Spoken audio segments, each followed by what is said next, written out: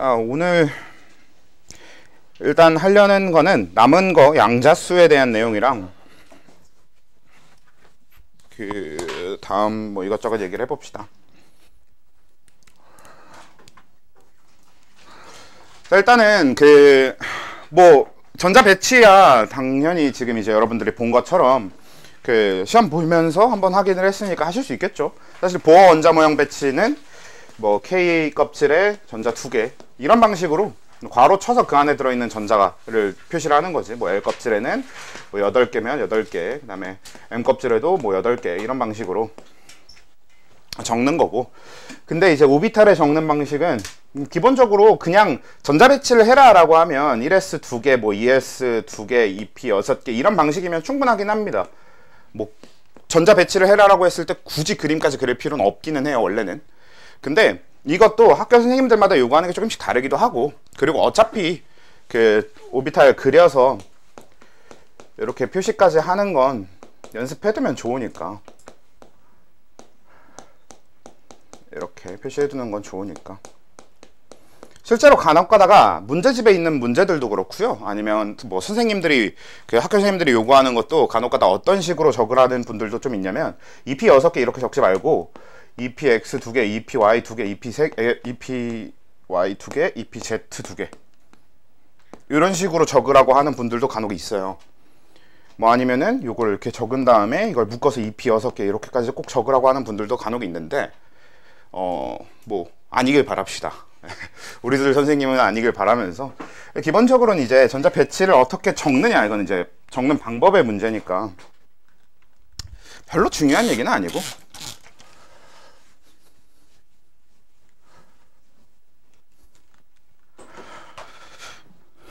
그래서 이제 그 다음에 할 얘기는 이제 칼륨을 가지고 무슨 얘기를 좀 해볼 거냐면요,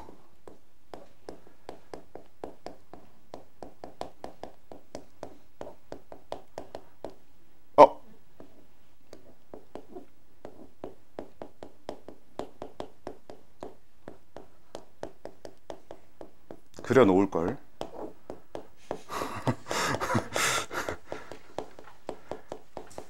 자, 이 정도로 일단 해둡시다. 자, 이렇게 오비탈 전자 배치가 되어 있는 전자들을 상대로 우리가 이제 오늘 하려는 얘기는 양자수입니다. 일단 양자수는 주양자수, 그리고 이제 우리가 부양자수, 방위양자수라고 부르기도 하고요. 부양자수, 그 다음에 자기양자수, 그 다음에 스핀 양자수 내지는 스핀 자기 양자수라고 불리는, 그냥 이렇게 4가지 양자수를 다룰 건데, 사실 원래 양자수가 갖는 진짜 의미는요, 막 슈레딩거 방정식이라는 게 있어요, 원래.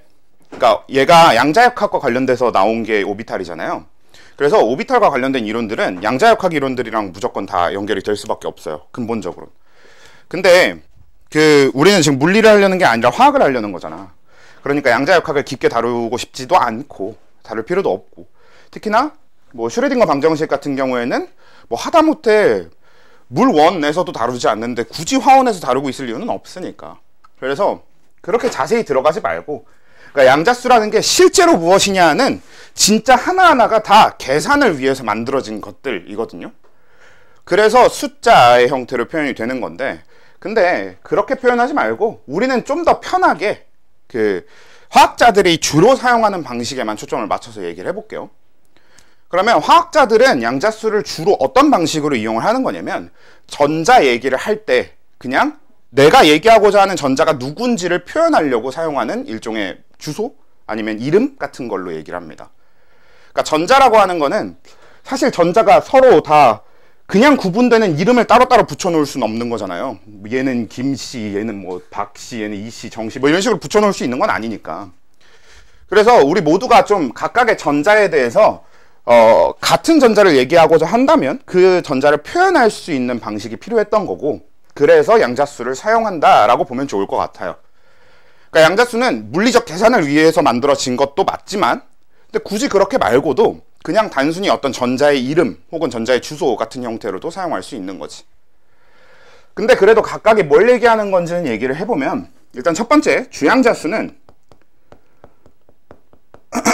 기본적으로 전자들의 가장 러프한, 크게 봤을 때 에너지를 표현해 주는 게 됩니다.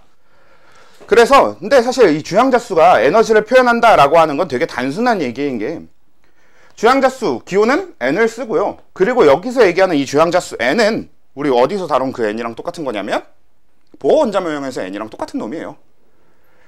그래서 에너지를 세부적으로 얘기할 수는 없긴 한데요.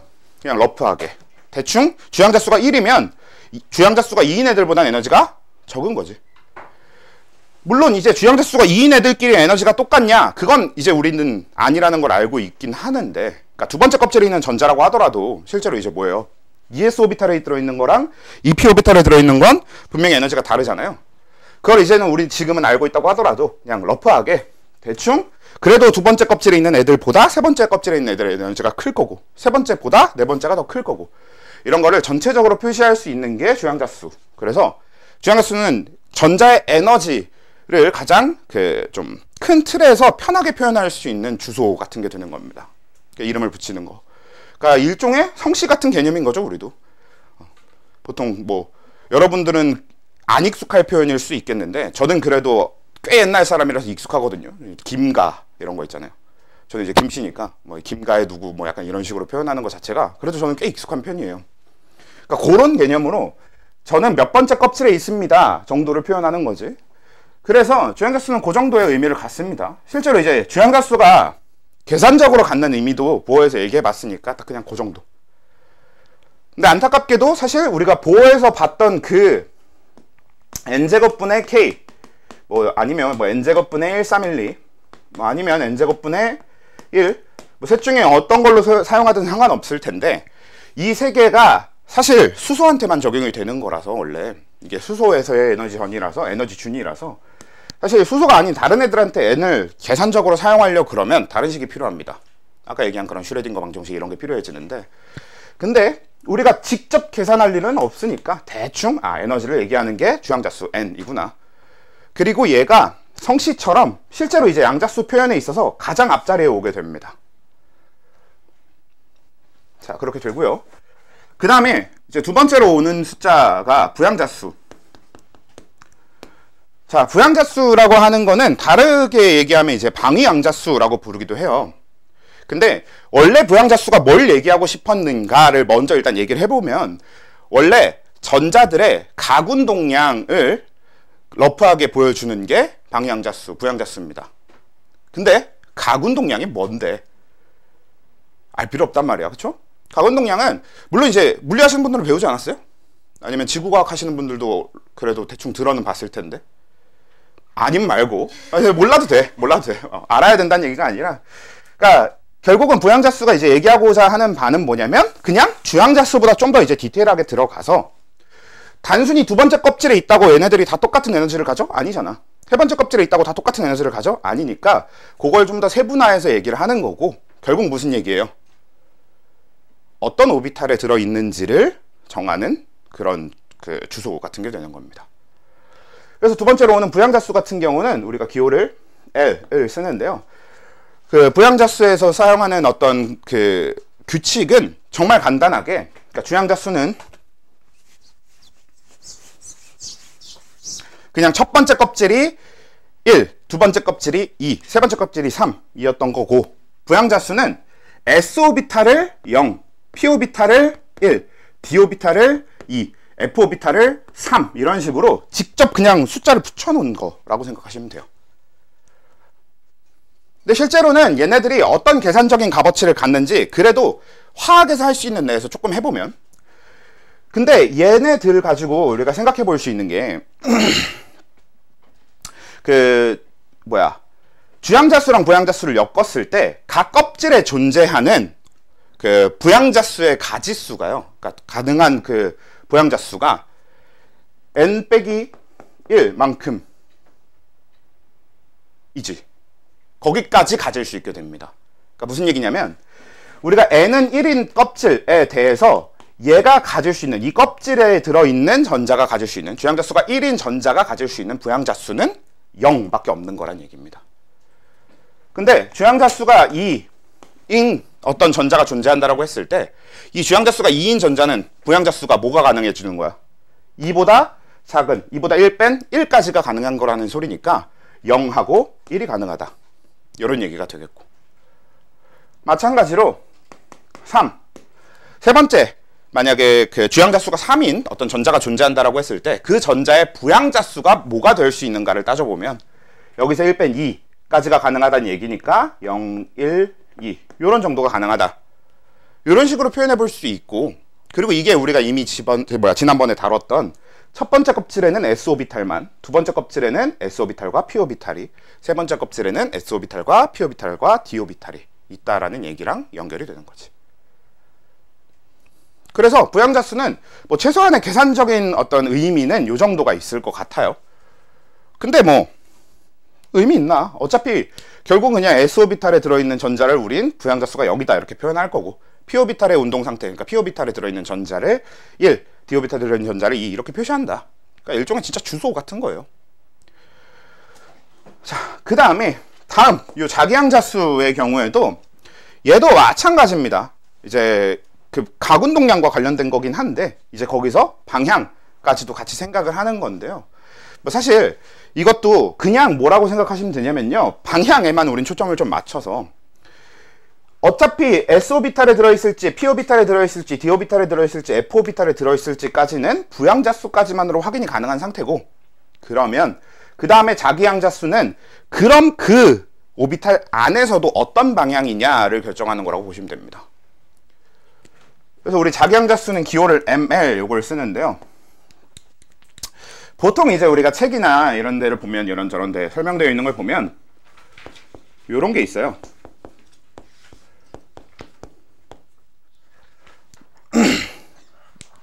ml은 마이너스 l부터 l까지의 범위를 갖는다.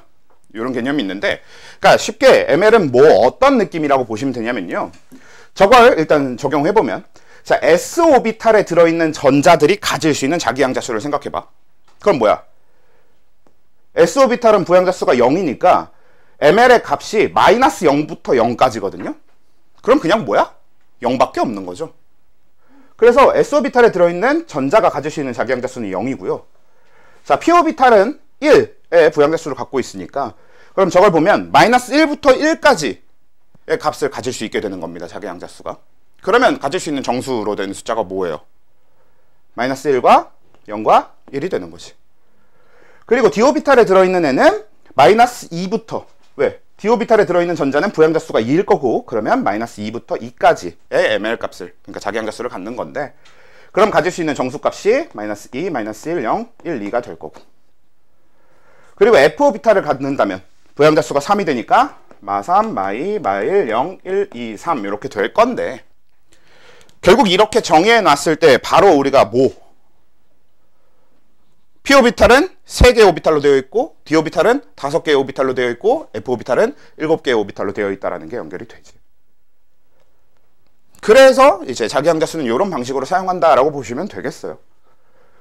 얘도 이제 구체적으로 진짜 저 숫자들을 어떻게 만들어낸 건지는 물리적으로 설명해야 되기 때문에 우린 딱 이 정도까지만. 그래서 이 자기양자수는 사실 요 마이너스 1, 0, 1을 어떤 식으로 좀 표현해서 생각하시면 될 것 같냐면요. 자, 여기 있는 요 EP오비탈 하나를 가지고 얘기해 봅시다. 자, 여기 있는 얘네들 각각은 원래 얘가 EPX, 얘가 EPY, 얘가 EPZ는 아니에요. 사실 얘가 EPY, 얘가 EPX, 얘가 EPZ여도 되고요. 얘가 Y, X, Z, Y, Z, X 어떻게 되든 상관없거든. 그래서 진짜 아무 상관이 없다 보니까 원래대로라면 그냥 우리가 이렇게 배치를 놓고는 마이너스 1, 0, 1을 정확하게 정해줄 수는 없어요. 근데 그냥 우린 대충 그 일반적으로 문제 풀 때는 얘가 EPX고 얘가 EPY고 얘가 EPZ라고 놓고 풀어도 그냥 이렇게 이해해도 충분합니다. 상관없어요.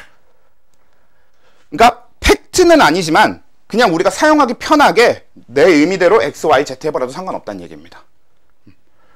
그래서 그렇게 잡아놓으면 예를 들면 이제 이를테면 요 전자에 어떤 양자수를 얘기하려고 하면 주양자수가 이 전자를 우리가 설명하려고 하면 주양자수가 2이고 부양자수가 1이면서 자기양자수가 마이너스 1인 전자 이런 식으로 표시할 수 있게 되는 거지. 그러니까 목적이 저겁니다. 그래서 반대로 어떤 화학자가 여러분들한테 내가 지금 얘기하는 전자는 주양자수가 2이고 부양자수가 1이고 자기양자수가 마이너스 1인 전자야 라고 한다면 여러분들은 적어도 이 오비탈, 요 EPX 오비탈 안에 들어있는 전자들 중 누군가를 얘기하는구나 라는 걸 알 수 있게 되잖아요. 그러니까 일종의 진짜 주소 혹은 좌표 아니면 이름 이런 개념이 되는 거죠. 화학에서의 양자수는 그 정도의 가치를 갖습니다. 더 깊은 물리적 계산을 하지 않을 거니까. 자, 그래서 요게 이제 자기양자수면 아직 남은 하나의 과제가 있죠. 뭐냐면 우리가 딱 양자수를 여기까지만 표현해 두면 아직까지 뭘 모르냐면 그래서 얘 얘기하는 건데 얘 얘기하는 건데를 모른단 말이에요. 그치? 그래서 이 두 개의 전자 중에 누굴 얘기하는지 모르니까 마지막에 MS라고 하는 원래 풀네임은 스핀 자기 양자수가 맞습니다만 그냥 편하게 스핀 양자수 이렇게 부릅시다. 보통 예전에는 자기 부분을 생략을 하고 그냥 스핀 양자수를 많이 썼는데 요즘엔 스핀 자기 양자수 풀네임을 꼭 쓰더라고. 왜 그런지는 모르겠는데 아무튼 그냥 우린 좀 편하게 그냥 스핀 양자수라고 했을 때 그러면 이 스핀 양자수 MS는 그냥 마이너스 2분의 1 플러스 2분의 1 이런 방식으로 그 스핀 방향을 표시해 줄 겁니다. 라고 보시면 돼요. 쟤도 굳이 1이 아닌, 그러니까 마이너스 1 플러스 1이 아닌 이유는 원래대로라면 뭐가 있을 테니까 쟤도 어떤 수학적 계산에 의해서 그쵸? 어떤 그 슈레딩거 방정식과 관련된 계산에 의해서 저런 숫자가 만들어진 것일 텐데 그건 우리가 알 방법이 없고 알 필요 없으니까 대충 그냥 마이너스 플러스에 집중해 주시면 돼요. 그래서 보통 우리가 위쪽 스핀으로 적어둔 걸 플러스로 표시를 하고요. 아래쪽 화살표로 하는 건 마이너스로 표시를 하는데 보편적으로 우리가 플러스를 표시를 해주는 애들 있지. 이런 애들은 그 플러스를 생략하면 안 됩니다. 그러니까 위에 있는 다른 숫자들은 우리가 굳이 양수값이라고 했을 때 플러스를 안 적잖아. 근데 이거는 애초에 걔네들은 그냥 숫자지 어떤 방향을 표시하고자 하는 게 아니기 때문에 플러스가 무시돼도 상관이 없는 거거든. 근데 이렇게 플러스를 일부러라도 찍어준다는 얘기는 보통 그 방향의 표시가 되게 중요한 거기 때문에 생략하면 안 돼요. 플러스나 마이너스가 억지로 적혀 있는 애들, 마이너스는 당연히 원래 생략하면 안 되니까 플러스가 이렇게 적혀 있으면 생략하면 안 됩니다.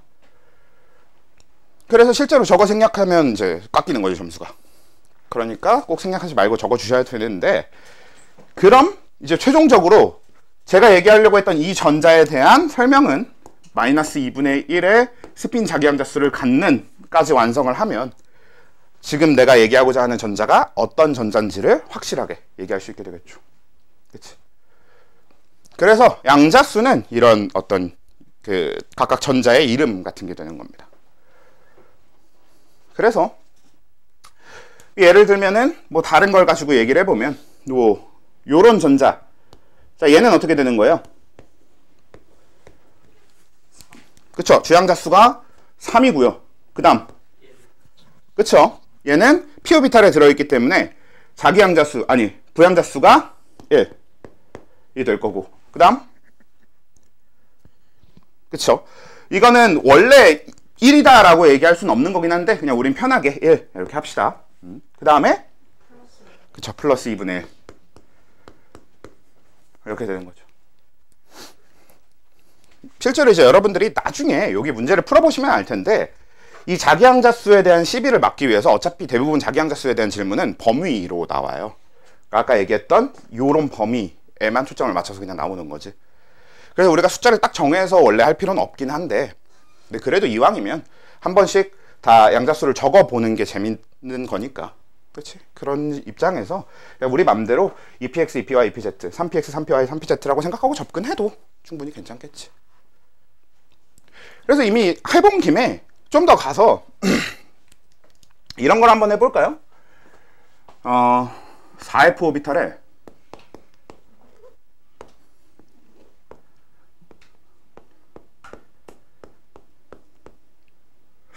옆에다 한 칸을 더 하는 게 낫나? 그래서 한 어디쯤에 있는 애 할까요? 그래. 원래는 할 일은 없습니다. 우리가 F오비탈에 들어있는 전자에 대한 어떤 양자수를 적을 일은 당연히 없긴 한데 그래도 한번 해보자면 어떻게 되면 될까요? 얘는? 그쵸? 4 3 플러스 2분의 1 이렇게 가는 거지. 그러니까 일종의 얘도 결국엔 일단 4하고 4는 뭐야? 그냥 요 앞에 있는 숫자를 결국 갖다 놓으면 된다는 얘기가 되는 거고. 그 다음에 오는 거는 이 오비탈이 뭐냐에 따라서 S면 0, P면 1, D면 2, F면 3 갖다 놓고, 그 다음에 F면 범위가 마이너스 3에서 3이니까 그냥 여기부터 마3, 마1, 0, 1, 2, 3 이렇게 생각하고 배치를 해보면 되는 거니까 3 놓고, 그 다음에 위 화살표니까 플러스 2분의 1, 아래 화살표면 마이너스 2분의 1 이렇게 완성을 해주면 되는 게 양자수인 거죠. 그래서 화학에서 얘기하는 양자수는 딱 요 정도까지만입니다. 그렇게 되고요. 보통 이제 양자수랑 관련한 거는 사실 별거 아니잖아. 양자수는 별거 아니긴 한데요. 보통 이제 문제에서 어떤 거랑 작용하게 되냐면, 나중에 이제 여러분들이 연습해야 될 걸 한 번만 미리 맛을 좀 보면요.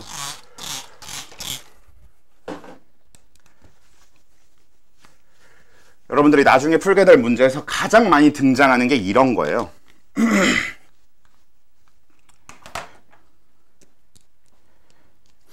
부양자수가 1, 그러니까 L은 1인 전자수가 7개래.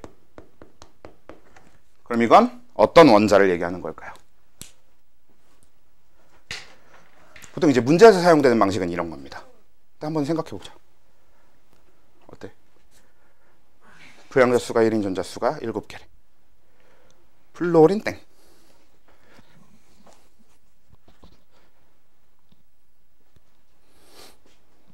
재밌어요. 저는 개인적으로 2단원을 그래서 되게 좋아하거든요.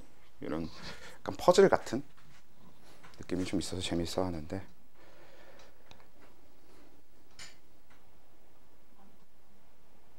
나트륨? 네. 13번이면 뭐지? 알루미늄. 정답. 자, 왜 그런지 우리 한번 생각을 해봅시다. 자, 부양자수가 1인 전자수가 7개라는 소리는 저기 우리 부양자수가 1, 그럼 뭐예요? P오비탈에 들어있는 전자수가 7개다라는 얘기가 돼야 되는 거죠. 근데 우리가 싸움의 원리에 의하면 결국 이 P오비탈은 다 채워지어도 몇 개까지 채워질 거고 6개까지 채워질 거고, 그래서 이 P오비탈 다 채워놓고 그 다음 데리고 올 수 있는 P오비탈은 누구야? 3P오비탈이니까 여기 하나 차는 거여야 되거든? 근데 싸움의 원리에 의하면 이 P오비탈 6개가 차려면 당연히 그 전에 뭐가 다 차 있어야 돼. 1s 2개와 그쵸? 2s 2개가 다 차 있어야 돼요. 그리고 3P오비탈 하나가 차 있으려면 이것도 마찬가지로 뭐가? 3s가 차 있어야 되죠. 그래서 이렇게 돼야만 부양자수가 1인 전자수가 7개가 되는 거란 말이야. 그럼 얘는 지금 몇 번이냐면 13번이죠. 이런 방식으로 사용하게 됩니다. 뭐 아니면 뭐 그런 것도 있어요. 막 이제 자기양자수가 1인 전자수가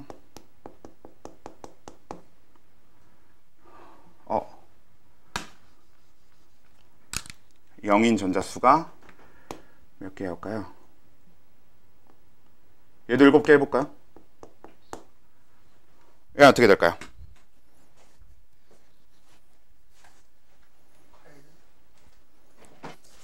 아이고. 칼륨인가요?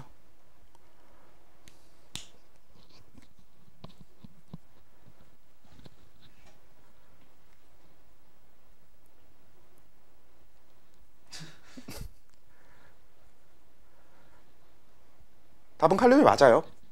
다른 분들이 좀 더 고민할 시간을 드리려고 대답을 일부러 안 하고 있었던 거지. 칼륨이 맞아요. 왜 칼륨이 되는 거일 거냐면, 결국은 일단 부양자수가 0이면 자기양자수는 무조건 0이 될 거니까 결국 얘는 앞에서부터 채워가면서 7개가 찰 때까지 보는 게 제일 편할 것 같아. 그래서 1s 2개 이렇게 되면 얘는 다 자기양자수가 0인 전자가 될 겁니다. s오비탈을 들어있으면 당연히. 그 다음에 2s에 2개 여기까지도 될 거고, 그 다음에 2p를 채우는 과정에서 2p에서 자기양자수가 0일 수 있는 오비탈은 하나밖에 없잖아요. 그치? 그러니까 거기다가 2개 다 채워봤자 총 몇 개 되는 거야? 6개 되지. 그럼 우리가 자기양자수가 0인 전자수를 7개로 만들기 위해서는 무조건 어떤 오비탈을 데리고 와야 되는 거예요? 3S를 데리고 와야 되는 거잖아.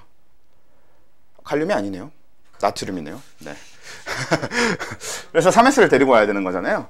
그래서 얘는 EPA 6개를 일단 채운 다음에 3S 1개 이렇게 왔을 때가 정확하게 자기양자수가 0인 전자수가 7개가 됩니다. 왜냐면 다시 이제 정리를 해보면 얘네들은 S오비탈이니까 부양자수가 0이라서 자기양자수가 당연히 0이라 여기에 자기양자수가 0인 전자수가 5개가 될 거고요. 그 다음에 얘는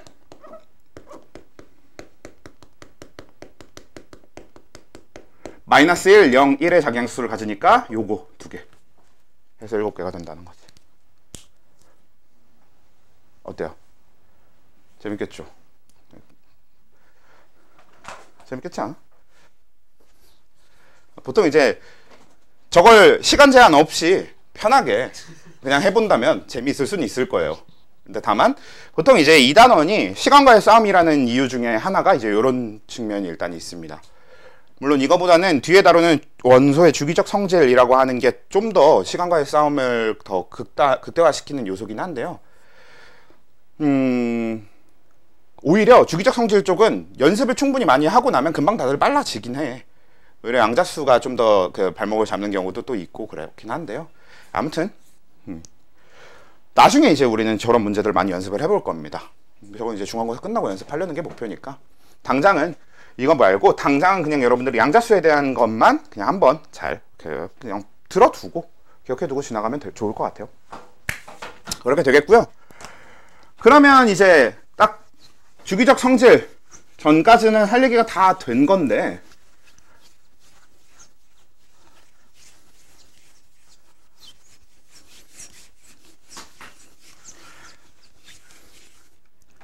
실제로 그래서 여러분들 나중에 이제 제가 요 2단원과 관련해서 만들어 놓은 프린트는 어떤 게 있을 거냐면요. 시험 시간에 제한이 있을 겁니다. 약간 타임 어택식 시험을 볼 거예요. 시간 안에 그냥 시간 되면 채점해버리는 이런 식으로 할 겁니다. 실제로 그 빨리 하는 걸 연습해야 되는 게 가장 극단적으로 심하게 나타나는 게 2단원이에요. 사실 1단원, 4단원 이런 데보다 시간이 1, 4단원 우리 양적관계 계산하는 데보다 2단원이 시간이 더 모자라. 왜냐면 1, 4단원은 뭐야? 너무 어려우면 어차피 못 풀거든? 그래서 시간이 오히려 남을 수도 있고 그래요. 그러니까 1, 4단원보다 누구한테나 시간이 모자란 건 오히려 2단원 쪽이 좀 더 강합니다. 반대로 2단원 쪽은 충분히 많이 훈련한 사람들은 충분히 빠르게 푸는 사람들은 시간을 남겨서 시험을 보기도 하고 그러고요. 근데 본인이 좀 그 빨리 푸는 훈련을 좀 안 했다 싶으면은 진짜 되게 뼈저리게 느껴질 정도로 시간이 모자라요. 그러니까 빨리 푸는 사람은 20분 안에 시험지를 다 풀고요. 느리게 푸는 사람들은 그 아무리 다 알고 있어도 시간 안에 다 못 푸는 경우도 되게 많고. 근데 실제로 작년에도 그래서 되게 후회하는 학생도 있고 그랬어요. 쌤이 왜 속도를 그렇게 강조했는지 시험 보고서야 아는 그런 학생도 있고 그랬습니다. 아무튼 그건 이제 중간 끝나고 또 얘기를 해보고요. 그래서 오늘은 이제 요 내용 말고는 다른 내용은 좀 편하게 앞에 있는 그 우리 생활, 그 화학과 우리 생활이라고 하나요? 거기 파트를 약간 다뤄볼 건데, 그러니까 사실 다 다룰 건 아니에요. 뭐 예를 들어서 아까 얘기한 것처럼 나일론, 그러니까 어떤 섬유에 대한 이야기는 일단 빼겠습니다. 왜냐면 섬유는 다루는 학교는 다루고 안 다루는 학교는 안 다루기도 하고요. 뭐라고 해야 될까? 섬유를 어디까지 다룰지의 범위가 너무 달라. 사실 섬유에 대한 내용은 정말 깊게 배웠었던 시절도 있었거든요. 제가 학생일 때는 단원 하나가 섬유에 대한 내용이었어요. 네. 그래서 큰 단원 하나가 섬유에 대한 내용이었다 보니까 정말 깊게 다뤘었는데, 근데 지금은 그냥 그 1단원에서도 맨 앞에 아주 조그만 소단원 하나, 중단원이라고 해야 되나? 소단원 하나, 그렇죠? 소단원 하나에 해당되는 건데, 중단원 하나에 해당되는 건데, 심지어 그것도 그 안에서도 내용의 비중이 굉장히 적은 편이기 때문에 섬유 얘기는 그냥 일단 간단하게 좀 지나가고, 어차피 합성섬유, 천연섬유가 있고 뭐 최초의 합성섬유가 나일론이다 이런 얘기가 나오는 거거든요, 주로. 그러니까 뭐 별 내용은 아니고,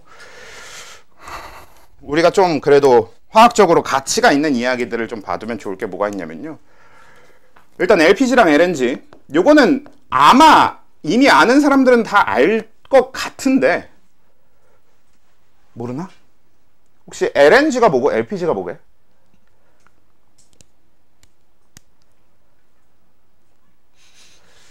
전혀 다 모르는구나. 맞아요. 그쵸? 도시가스고 뭐 천연가스고 그쵸? 위에 이 LNG하고 LPG는 얘는 둘 다 액화된 가스입니다. 그러니까 둘 다 가스인데 액화를 시켜 놓은 거야. 그러니까 액화를 시켜 놓은 이유는 간단해. 그냥 우리가 사용하기 편하게. 그래서 우리가 사용하기 편하게 형태로 액화를 시켜 놓은 가스고요. 연료를 얘기하는 건 맞는데 여기서 얘기하는 N 이게 천연, 그렇죠? 내추럴 이란 뜻이 되는 거고요. 그 다음에 얘는 페트롤리움, 석유라는 얘기가 돼서 위에 거는 액화 천연가스, 아래 거는 액화 석유가스라는 이름을 가지고 있습니다. 풀네임이 그렇게 돼요. 얘는 액화 천연가스인데 천연가스, 그리고 얘는 액화 석유가스. 근데 이 둘을 다룰 때 다른 것보다 중요한 건 결국 뭐냐면 주성분입니다. LNG의 주성분은 CH4, 메테인이에요. 실제로 그래서 이 천연가스, 액화천연가스는 굉장히 가벼운 편이고요. 근데 연료로서 값어치는 높긴 합니다. 메테인 자체가 뭐 굉장히 사용하기 좋은 연료인 건 맞아서. 그리고 액화석유가스 쪽은 주성분이 C3H8 그리고 C4H10인데 각각 이름이 뭐지? 예, 얘는 이제 뷰테인이라는 이름을 가지고 있고요. 얘는 프로페인이라는 이름을 가지고 있습니다. 얘는 메테인이고요. 여기서 프로페인의 경우에는 뭐냐면 우리가 흔히 얘기하는 프로판가스 들어본 적 있지 않아? 요즘은 프로판가스라고 하는 표현을 잘 쓸 일 없긴 하는데요. 일반적으로 우리 도시가스는 대부분 아마 프로판가스일 겁니다. 일반적인 도시가스가. 그리고 밑에 뷰테인 같은 경우는 뭐야? 부탄가스 얘기예요. 부탄가스, 액화부탄가스 딱 뭐냐면 정확하게 우리 이렇게 흔드는 그 가스 있잖아요. 그 왜? 가스 버너에. 그렇지, 버너에 넣는 딱 그거. 그게 딱 액화부탄가스, 액화뷰테인 가스예요. 그래서 쟤네 둘은 실제로 우리가 석유에서 직접 우리 추출한 원유에서 뽑아내야 만들어지는 가스들이라서 액화석유가스라고 불러지는 거고, 액화천연가스는 애초에 자연 상태에서 우리가 처음 뽑아낼 때부터, 처음에 발굴할 때부터 처음부터 가스 형태로 나옵니다. 그래서 쟤는 천연가스라고 부르고, 아래 거는 원래는 가스 형태가 아니었다가 우리가 원유에서 추출하게 되면 그 다음부터는 가스 형태로 존재하는 느낌이라 석유가스 이렇게 되는 겁니다. 그래서 쟤네들은 그냥 주성분이 메테인이다, 그리고 아래 거는 프로페인, 뷰테인이다가 중요한 거고, 사실 요 중간 물질도 있어요. 뭐야, C2H6라고 하는 물질이 있습니다. 이름이 혹시 뭔지 아시는 분? 에테인? 네, 에테인이라는 게 있습니다. 실제로 이 에테인은 액화천연가스의 일부이긴 해요. 근데 에테인은 그냥 거의 없어요. 별로 많지 않아요. 그래서 그냥 잘 아예 다루지 않는 편이긴 합니다. 그러니까 없어서 안 다루는 건 아니고 그냥 거의 그냥 우리한테 별 의미가 없어서, 너무 적은 양이고 우리한테 별 의미가 없어서 안 다루는 거니까 딱히 신경 쓸 필요는 없고요. 그래서 이런 내용이랑 연결하면서 어떤 게 좀 원래 나오냐면 탄화수소 라고 해서 알케인,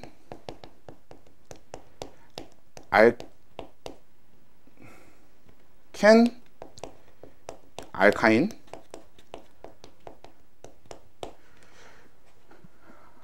이게 맞죠? 이게 맞네요. 이렇게 되는 이게 탄화수소에 대해서 우리가 명칭을 붙이는 거거든. 그러니까 처음에 있는 알케인이라고 하는 게 어떤 걸 얘기하냐면 지금 쟤네들을 얘기하는 겁니다. 그러니까 뒤에 에인자를 붙이면 다 알케인에 속하는 애들이거든. 이게 우리 전에 한번 다룬 적 있는 어떤 애들에 대한 특징이냐면 CnHEm 플러스 2의 결합 구조를 갖는 애들의 특징이 되는 거예요. 왜 그런지는 이게 1단원으로서도 중요하지만 결국은 뒤에서 다루는 것도 그렇고 되게 여러 가지로 중요할 테니까 한번 그래도 설명하고 지나가 보면, 사실 이 알케인, 알카인, 이 알케인, 알켄, 알카인은 설명 안 하는 분들도 있고 오히려 설명하는 분들이 요즘은 좀 적은 것 같아요. 예전에는 좀 다 선생님들이 다 설명을 했었는데 요즘에는 몇몇 선생님을 제외하고는 설명을 잘 안 하는 것 같아요. 그래도 지금 얘기하려는 건 그런 거 상관없이 되게 기본적인 그래도 내용이니까 한 번만 해보면, 원래 탄소가 몇 번의 결합을 할 수 있어요? 네, 탄소는 원래 4번의 결합을 할 수 있습니다. 이거는 이제 우리가 탄소의 결합적인 특징을 간단하게만 생각해 보면 되는데, 자, 탄소는 금속이에요, 비금속이에요? 비금속입니다. 자, 그러면 우리가 알고 있기로 비금속이 하는 결합은 뭐예요? 네, 밖에 없나요? 이온 결합, 공유 결합이 있습니다. 그러니까 실제로 우리가 얘기하는 화학 결합은 금속 결합, 이온 결합, 공유 결합 이렇게 세 가지가 있는데, 금속 결합은 금속만 하는 거고, 공유 결합은 비금속만 하는 거고, 이온 결합은 금속과 비금속이 하는 거고, 그치? 이렇게 되는 건데, 어차피 결합에 대한 걸 디테일하게 다루는 건 3단원이니까 자세하게 어떤 결합이 어떤 특징을 갖고의 문제보다는, 공유결합 자체는 여러분들이 뭔지 알잖아. 비금속과 비금속이 만나는 건데 말 그대로 공유하는 형태로 결합을 하는 거예요. 그치? 근데 탄소는 우리 가장 바깥쪽에 있는 전자가 몇 개입니까? 네. 그럼 이걸 우리 뭐라고 표현하게? 원래는 최외각 전자라고 표현해야 맞습니다. 가장 바깥쪽에 있는 전자수를 최외각 전자라고 표현을 해요. 근데 화학에서는 최외각 전자 말고 아까 얘기한 원자가 전자라는 표현이 있지. 근데 원래 엄연히 따지면 최외각 전자와 원자가 전자는 다른 개념입니다. 가장 대표적으로 어떤 거에서 확인할 수 있냐면, 헬륨은 최외각 전자가 2개지만 원자가 전자가 0개예요. 근데 이건 왜 그런 특징이냐면, 원자가 전자도 가장 바깥쪽 껍질에 있는 전자를 표현하는 것 같지만, 사실 원자가 전자는 정확하게는 이 원자가 가진 전자 중에 반응에 참여할 수 있는 전자가 원래 원자가 전자의 의미예요. 근데 18쪽 원소들은 반응을 안 하니까. 그래서 원자가 전자를 0으로 보는 거고, 그랬을 때 탄소는 결국 최외각으로 얘기하든 원자가로 얘기하든 4개의 전자가 있는데 반응에 참여할 수 있는 게 그 4개라는 얘기거든. 그리고 옥텟 규칙에 의하면 껍질 하나엔 전자 몇 개까지 들어갈 수 있고 8개까지 들어갈 수 있고. 그러면 4개의 전자를 갖고 있는 탄소가 8개를 채우려면 얻어야 되는 전자수가 몇 개예요? 4개죠. 그리고 마침 얘가 공유결합을 하려면 본인이 남한테 공유를 해줘야 남한테도 공유를 받을 수 있는 거잖아. 공유결합 자체가 어떤 방식이야? 내 거 하나, 네 거 하나의 방식이니까. 그럼 탄소가 공유해줄 수 있는 전자의 개수도 몇 개인 거야? 4개. 그러니까 탄소는 정확하게 4번의 공유결합을 하게 되겠지. 그렇다 보니까 기본적으로 탄소 혼자 있을 때 나머지가 수소가 오게 되면 CH4, 메테인의 형태를 띠는 거고, 탄소가 2개 오게 되면 아까 잠깐 적어본 에테인, C2H6의 형태를 띠는 거고, 그 다음에 탄소가 3개 오게 되면 하나, 둘, 셋, 넷, 다섯, 여섯, 일곱, 여덟, C3H8이 되는 거죠. 그래서 이런 식으로 가장 기본적인 형태의 탄화수소가 알케인이 되는 거고요. 그럼 알케는 뭐냐면 탄소와 탄소 사이의 결합이 이중결합이 되는 걸 얘기합니다. 근데 이중결합이 하나만 들어있어야 돼요. 그러니까 어떤 얘기냐면, 얘는 탄소가 하나일 땐 알켄이 만들어질 수가 없어요. 일단 왜? 알켄은 탄소와 탄소 사이에 이중결합을 해야 되거든. 근데 얘는 탄소 자체가 하나밖에 없으니까 만들어질 수 없고요. 근데 얘가 만약에 여기 이중결합을 하나 이렇게 만들었어. 그러니까 탄소끼리 이렇게 2번의 결합을 해. 그러면 몇 개의 수소를 떼줘야 돼요? 네, 2개의 수소를 떼주게 되겠지. 딱 얘한테서 하나 떼고 얘한테서 하나 떼야 되거든. 그래야 이렇게 원래 수소가 붙어있던 이렇게 팔 양쪽이 있어야 되는데, 이게 이쪽에 와서 붙으려면 이 팔 2개가 이렇게 와서 맞잡아야 결합이 되는 거잖아요. 그러니까 수소가 2개가 떨어져 나가야 되는 거고, 그래서 정확하게 뭐가 돼? CnH2n이 되는 겁니다. 잠깐만. 4강 누구 있어? 3강은? 3강 아무도 없어요. 3강에서 하자. 바로 볼 거야? 바로 본다고? 잠시만. 그래서 이제 원래 하던 얘기를 또 계속 다시 이어가 봅시다. 자, 그 다음에 이제 알켄까지가 이렇게 왔으면 알카인도 되게 단순하게 쉽게 연결이 될 텐데, 알카인은 이제 뭐냐면 3중결합이에요. 이것도 마찬가지로 탄소와 탄소 사이에 3중결합이 하나만 있으면 되거든. 그러니까 사실 여러분들한테 중요한 건 이게 단일이냐, 이중이냐, 삼중이냐 이런 게 별로 중요하지는 않고, 그러면 CnH2n-2가 될 수밖에 없겠지. 얘도 왜? 3중이 되려면 아까 2중에서 했던 것처럼 똑같이 또 수소 하나씩 놓고 이 팔을 갖다 와서 맞잡아야 되잖아요. 그러니까 수소가 또 2개 더 떨어져 나가게 되는 거고, 그래서 이렇게 된다라는 겁니다. 그래서 요런 정도를 그냥 알아만 두십시오. 이걸 진짜 자세하게 다루는 학교가 별로 요즘 많지는 않아요. 그리고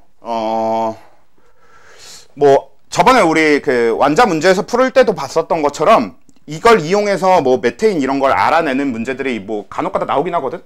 사실 선생님들이 좀 옛날 문제에서도 끌어오기도 하다 보니까 문제를 끌어오다 보면 얘네들을 이용해서 어떤 탄화수소인지를 알아내야 되는 문제들이 간혹가다 나와. 근데 사실 그거는 그냥 CH 얘가 4배면 CH4 메테인 이런 거 정도만 알고 있으면 충분해요. 우리 딱 그 문제에서 그랬잖아. CX, H4X 이렇게 나왔는데 그럼 CH4밖에 안 돼. 딱 그런 문제였다 보니까 딱 그 정도 안에서만 알고 있어도 문제가 안 되기 때문에 이렇게까지 몰라도 되긴 하는데 아마 학교 선생님들이 그래도 언급은 할 거니까 그냥 잠깐 해두고 지나가는 거고요. 그래서 탄화수소는 이 정도로 얘기하고 가는데 사실 탄화수소에 있어서 중요한 건 이 가장 기본적인 얘네들보다는 그냥 물질을 아는 거가 중요하죠. 아마 알 거라고 생각은 하는데 혹시 모르니까 한번 좀 몇 가지 여러분들이 화원을 하는 동안 알아야만 하는 탄수화물들을 좀 몇 가지 적어 볼게요. 일단 첫 번째 그 분자식은 아니고 시성식이 그 구조식처럼 되어 있는 게 C2H5OH인 물질. 자, 얘는 뭐게? 네, 알코올, 에탄올 맞아요. 얘가 이제 에탄올이라고 부르는 물질입니다. 얘는 무조건 알아야만 해요. 왜? 우리한테 너무 실생활에 도움이 많이 되니까. 에탄올 같은 경우는 그쵸? 소독제로도 쓰이고 그쵸? 어떤 약품으로서 의약품으로서의 가치가 굉장히 높죠. 그래서 에탄올은 우리가 알아두고 있어야 되는데 말 그대로 알코올입니다. 우리가 사용하는 알코올은 대부분 다 이게 되는 거지. 보통 이 알코올은 결국 이 뒤에 이 OH가 붙어 있으면 알코올이 돼요. 앞에 탄소로 된 뭔가가 오고 이렇게 되면 알코올이 돼서 그냥 이제 한번 다른 것도 만들어 보면 CH3OH 이런 것도 있습니다. 아니면 C3H7OH 뭐 이런 것도 있습니다. 그래서 위에 거는 메탄올 이런 식으로 부르고 아래 거는 프로파놀이라고 불리는데 이런 애들은 이제 공업용 알코올로 쓰이는 그냥 그런 애들이고 그냥 한번 봐두기만 하시고요. 여러분들이 알아야 되는 건 요거 에탄올. 또 식초 아세트산 뭡니까? 그치 CH3COOH 아세트산. 우리 아세트산 수용액이 식초죠. 그치? 그래서 아세트산의 경우에는 어떤 게 중요한 거냐면 뒤에 이 COOH 그쵸? 카복식이라고 부르는 여기가 중요한 거다. 실제로 이제 카복식이는 굉장히 화학적으로 중요한 값어치를 갖고 있기 때문에 그래서 이 COH 요게 산이 되는 건데 이것도 마찬가지로 HCOH 이런 게 있습니다. 혹시 이거 뭔지 아는 사람? 아 이게 어렵겠지 당연히. 사실 되게 생소한 물질일 거예요. 이게 이제 폼산이라는 물질이에요. 이게 원래 이제 지금 채택하고 쓰고 있는 정식 명칭은 폼산인데요. 원래 좀 대부분의 사람들이 흔히 알고 있을 만한 명칭은 포름산이라는 명칭이 조금 더 익숙하게 알려져 있는데 얘는 개미산으로도 되게 유명한 물질입니다. 우리가 개미가 쏘는 독이 있는데 개미가 쏘는 독이 이거예요. 실제로 막 사람한테 위해가 심하게 될 정도로 독이 강하진 않고요. 그냥 따갑고 그냥 그런 정도. 굉장히 아프긴 합니다. 그냥 아프기만 굉장히 아프고 위해가 심하고 그러진 않아요. 물론 먹으면 다른 문제긴 한데 여러분들이 개미를 막 이렇게 퍼서 이제 우적우적 씹어먹고 이럴 일은 없으니까 그치? 그래서 상관없을 것 같고 그 다음에 하나 정도 더 이것도 같이 봐둘까? 그래? HCHO 라는 물질이 있어요. 사실은 이제 요 얘기를 하려고 요걸 잠깐 얘기해 본 거기도 한데 자 요거 얘도 얘네들처럼 뒤에 붙어 있는 요게 되게 중요한 작용기 우리가 이런 걸 이제 작용기라고 하는데 작용기로서 되게 중요합니다. 혹시 뭔지 알아?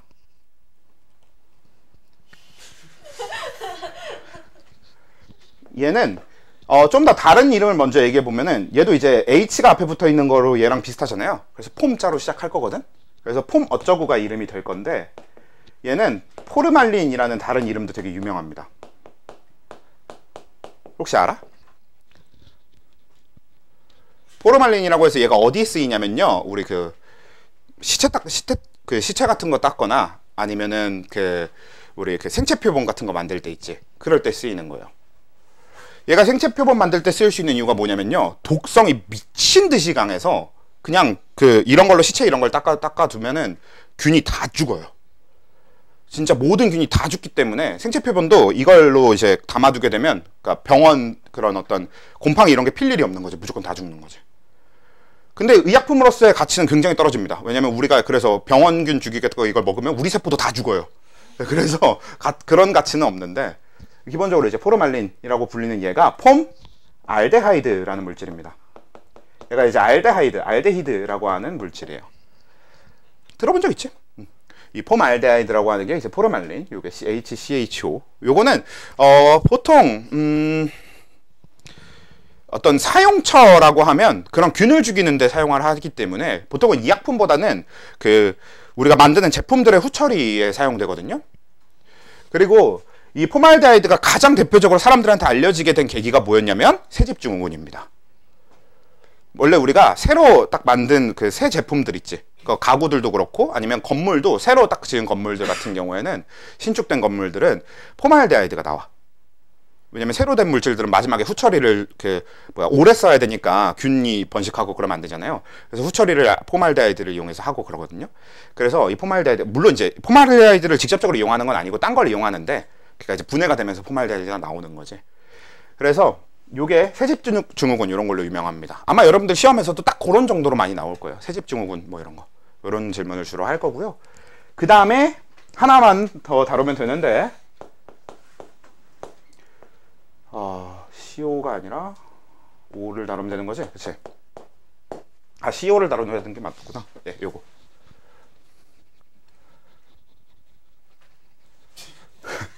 이것도 얘네들처럼 중요한 작용기가 있는데, 그게 요 중간에 요 CO입니다. 사실 이거 말고도 되게 많아. 여러분들이 지금 보고 있는 얘는 유기화학이라고 해서 제가 수능 볼 때 당시에 화원에는 이게 단원 하나를 통째로 차지하고 있었고요. 대단원 하나를.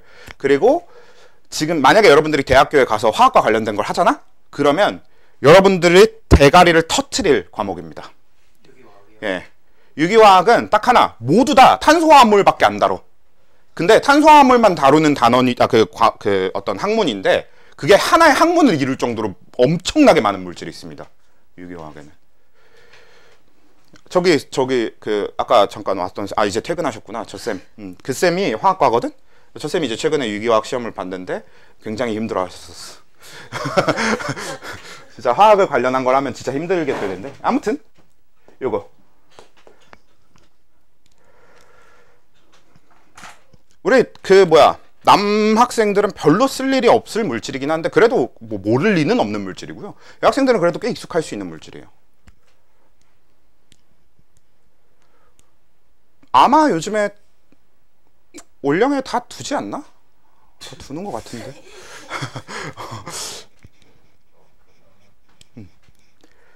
우리가 보통 CH3 형태로 붙어있는 걸 아세트라고 부르거든요. 그래서 얘가 아세트 뒤에다가 카복시기가 있어서 산 이렇게 부르는 거고, 실제로 알데하이드도 CH3, CHO 이렇게 되어 있으면 이걸 아세트 알데하이드 이렇게 부르는 물질이 또 있습니다. 그래서 얘도 아세트가 들어간 이름이긴 해.